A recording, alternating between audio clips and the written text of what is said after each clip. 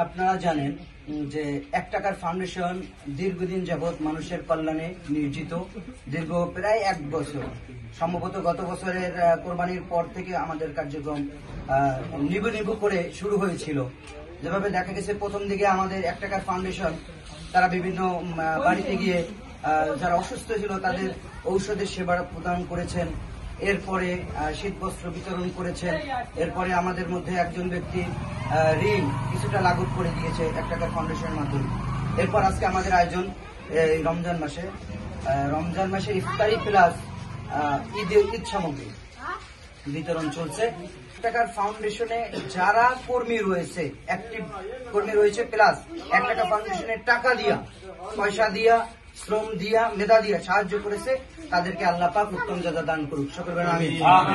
যে আমরা আয়োজন করেছি, দেখেন একটি বস্তায় প্রায় 1 টাকার ফাউন্ডেশনের পক্ষ থেকে রমজান এবং ঈদ উপহার।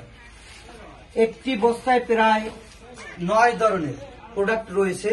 একটা ফ্যামিলি একদম কমসে কম 1 সপ্তাহের মতো তারা চলতে পারে, যারা একটা ছোট ফ্যামিলি স্মার্ট, এরা কমসে কম 1 সপ্তাহের মতো এটা দিয়ে চলতে পারবে। আলহামদুলিল্লাহ, এই 1 সপ্তাহ যে আমরা 1 টাকা ফাউন্ডেশনের মাধ্যমে তাদের মুখে হাসি ফুটাতে পেরেছি, এটা আমাদের সার্থকতা। এজন্য 1 টাকার ফাউন্ডেশনে যারা রয়েছে সবাইকে জানাচ্ছি আন্তরিক শুভেচ্ছা, অভিনন্দন। আপনারা এই আমাদের 1 টাকা ফাউন্ডেশনের সাথে জড়িত থাকবেন, প্লাস আমাদের সাহায্য সহযোগিতা করবেন, যাতে আমাদের এই ফাউন্ডেশনটা আরো সামনে বড় বড় উদ্যোগ নিতে পারে। আজকে হয়তো ছোট পরিসরে আমরা শুরু করেছি, আল্লাহ চাহে তো একদিন বড় পরিসরে আমরা শুরু করতে পারবো। সবাইকে আহ্বান জানাচ্ছি, আমাদের সাথে থাকবেন, 1 টাকা ফাউন্ডেশনের সাথে থাকবেন।